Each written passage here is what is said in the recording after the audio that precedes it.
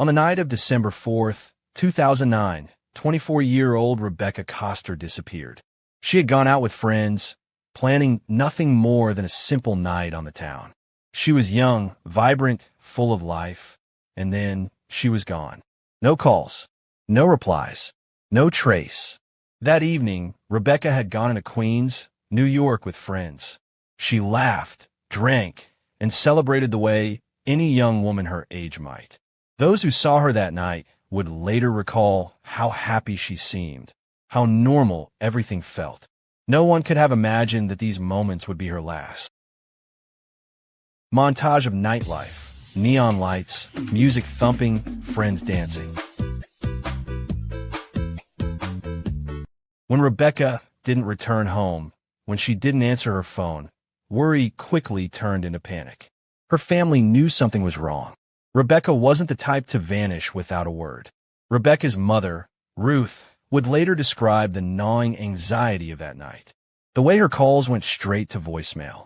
The way her daughter's silence grew heavier with each passing hour. Mothers know their children, and Ruth knew instantly that something was terribly, terribly wrong. At first, friends reassured one another. Maybe Rebecca had fallen asleep at someone's house. Maybe her phone had died. But by morning, those explanations no longer made sense. A missing persons report was filed. Police began tracing her last known movements.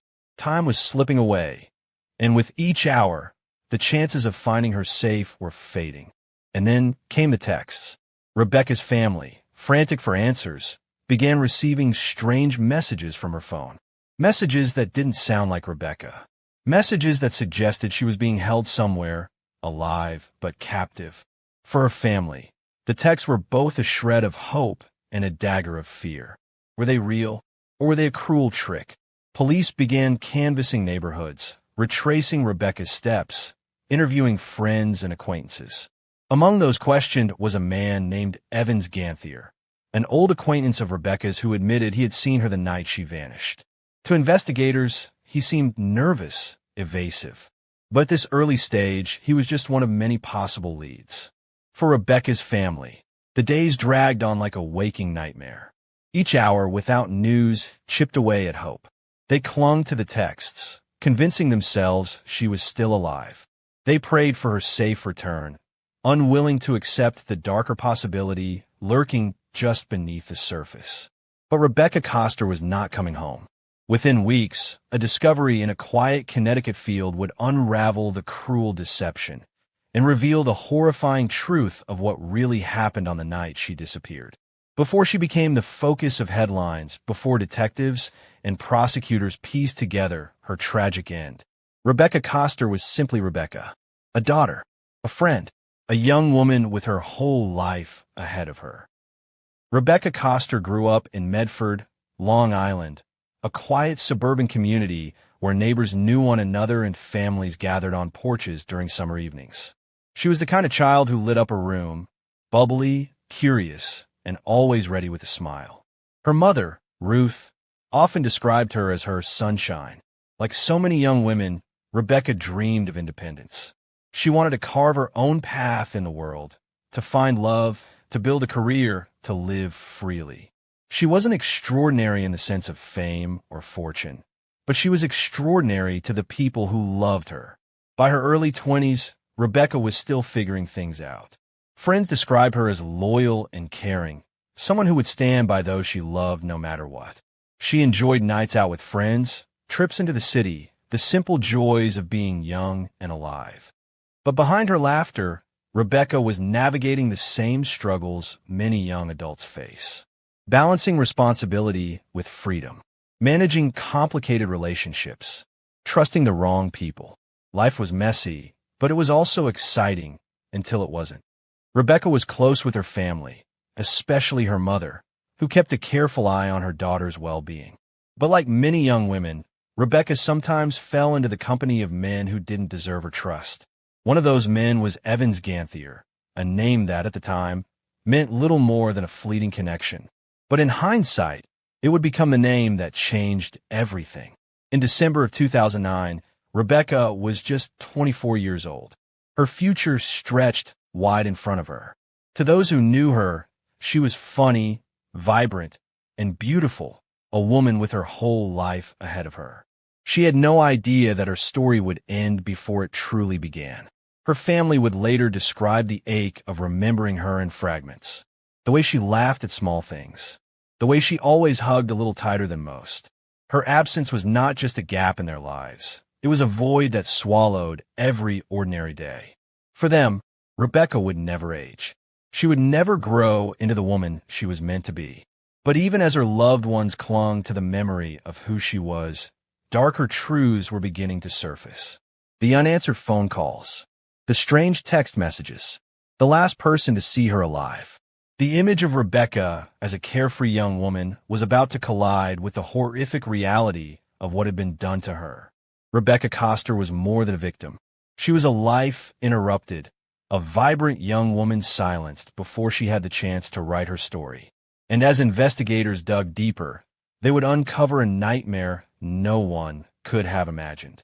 On December 11th, 2009, exactly 1 week after Rebecca vanished, a gruesome discovery was made.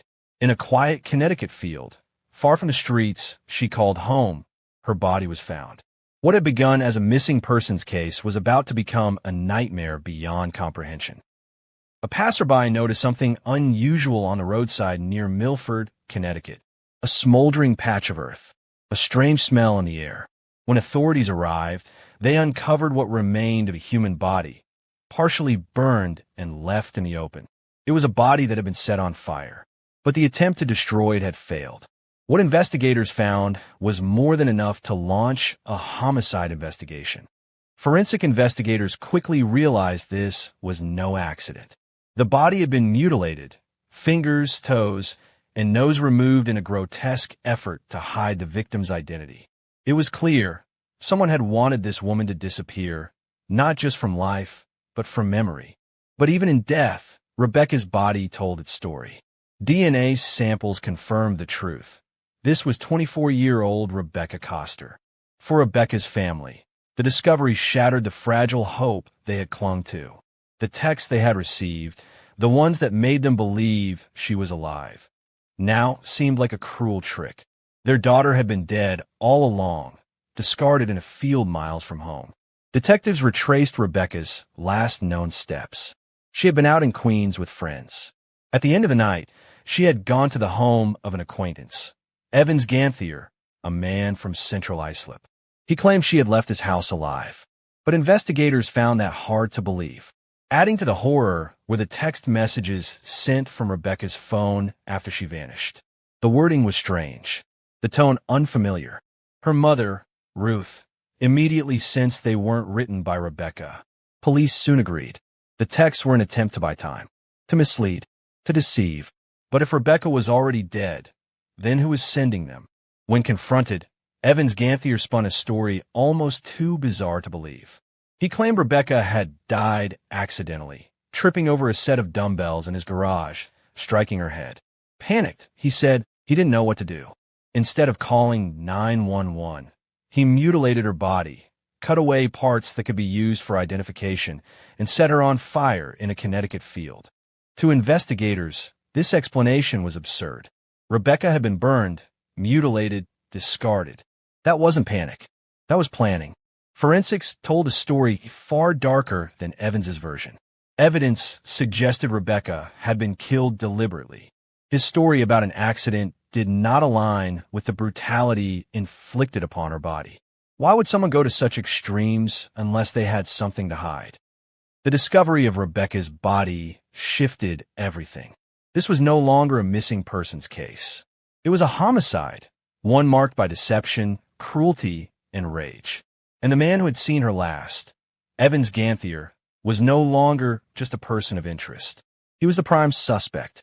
But even as police closed in, the story of Rebecca's final hours was still shrouded in mystery. What really happened that night? And why would someone go to such terrifying lengths to erase her from existence? The answers would come, but they would chill everyone who heard them. When Rebecca Koster first disappeared, her family clung to one fragile comfort: the text messages. Messages that promised she was alive, that she was safe, that she would be home soon. But as days turned to nights and hope began to fade, those words took on a darker, more sinister meaning. Rebecca's mother, Ruth, remembered reading the texts over and over, but something felt wrong. The spelling was off. The tone didn't sound like her daughter.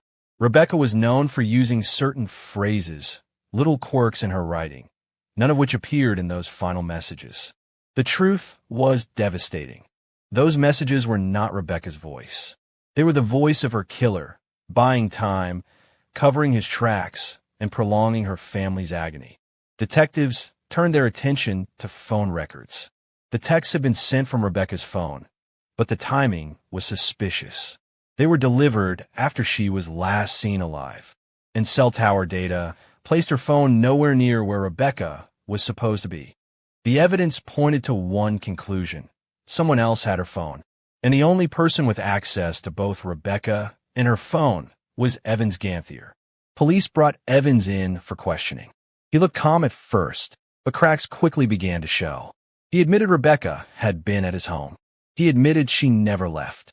And then came his bizarre explanation, that she had tripped on dumbbells, struck her head, and died instantly. An accident. That was the story he clung to. But if it was an accident, why the mutilation? Why the burning? Why the text sent to her family, pretending she was alive? Evans had no answers that made sense. Step by step, investigators pieced together Evans's actions after Rebecca's death. Instead of calling 911, he had dragged her body. He mutilated her hands, her feet, her face, removing the very features that could identify her. Then he transported her to a secluded field in Connecticut, where he doused her body in accelerant and set it on fire. This was not the reaction of a man struck by panic. This was the methodical destruction of a human being and the calculated manipulation of everyone who loved her. But why? Why would Evans Ganthier do this? Prosecutors would later argue it was rage, a deadly combination of jealousy, control, and fear of rejection. Rebecca had rejected him before. That night, she had gone home with him, but perhaps not on his terms. When things didn't go his way, his rage boiled over. The mutilation, the burning, the deception, it was all about erasing her, punishing her. For Rebecca's mother, the cruelest detail was the texts. To know her daughter was already dead, while her killer used her phone to keep the family quiet, to keep suspicion at bay. Ruth would later call it the ultimate cruelty, torment layered on top of murder. As evidence mounted, it became clear Evans Ganthier had not panicked. He had calculated. The texts were a lie. The mutilation was deliberate. The fire was staged. Every step pointed not to an accident, but to a man who believed he could outsmart the system and outwit justice. But the most chilling part was yet to come. In the courtroom, Evans would stand before the jury, insisting it was all an accident, and the battle between truth and lies would begin. In 2012, 3 years after Rebecca Koster's brutal death, her accused killer, Evans Ganthier, stood trial. The courtroom became a stage where two very different stories unfolded, one of accident and panic, and one of cold-blooded murder. Prosecutors wasted no time painting Evans as a calculating murderer. They laid out the evidence piece by piece. The mutilation of Rebecca's body, the attempt to burn it beyond recognition, the chilling text messages sent after she was already dead. Each act, they argued, pointed to intent, not accident. This was not a man paralyzed by fear, prosecutors told the jury. This was a man who took every step to erase Rebecca Koster from existence. Evans's defense team clung desperately to his story of an accident. They argued that Rebecca had tripped over dumbbells, struck her head, and died instantly. Evans, they said, panicked, making terrible, irrational decisions in the aftermath. His actions, though horrific, were not premeditated murder. But the jury wasn't just weighing his panic. They were weighing the mutilation, the burning, the lies. Could those actions really come from a man who had simply made a mistake? Forensic experts took the stand. They testified about the burns, the missing body parts, the timeline of Rebecca's death. Their conclusion: Rebecca had not simply tripped and fallen. The mutilation had been deliberate, the fire intentional. The cover-up, calculated. The science told a story Evans couldn't explain away. Rebecca's family sat in the gallery, silent but devastated. Every detail was torture: the texts, the fire, the mutilation. Her mother, Ruth, who had once clung to hope that Rebecca was alive, now sat through testimony proving the unthinkable. Her daughter had been deceived in death as much as in life. When Evans took the stand, the courtroom leaned in. His voice was soft, trembling. He repeated his story: an accident, panic, a cover-up gone too far. But his words lacked conviction. His body language betrayed him.